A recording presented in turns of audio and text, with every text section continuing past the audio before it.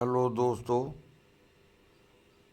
बीते गुजरे जो 10 साल पहले तक कांग्रेस की सरकार थी,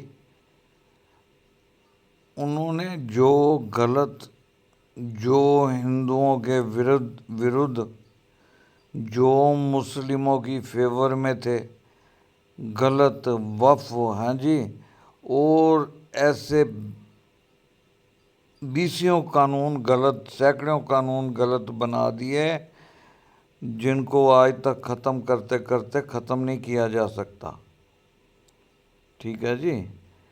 उन्होंने ऐसे ऐसे कानून बना दिए कि कोई मुस्लिम अगर बोलेगा किसी की प्रॉपर्टी पे ये मेरी है, तो हिंदू केस अदालत में अपील नहीं कर सकता, उसकी कहीं शिकायत नहीं कर सकता। तो मेरे को समझ नहीं आती, जो अब भारत सरकार है मोदी जी की, ये डर डर के क्यों काम कर रहे हैं? वोट दिए लोगों ने, डर डर के आप काम कर रहे हो, मुझे समझ नहीं आ रही। जितने मर्जी मुस्लिम एंटी हो आपके हों और हिंदू भी एंटी हों, मगर जो आपकी फेवर में हैं वो इतने हैं कि उन्होंने वोट दे के सरकार बनाई है भारतीय जनता पार्टी की।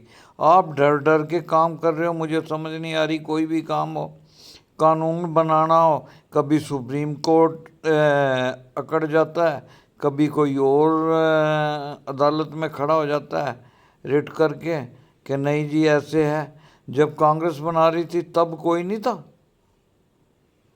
तब भी तो हिंदू थे, ये कहाँ थे? किसी ने नहीं इतराज़ किया।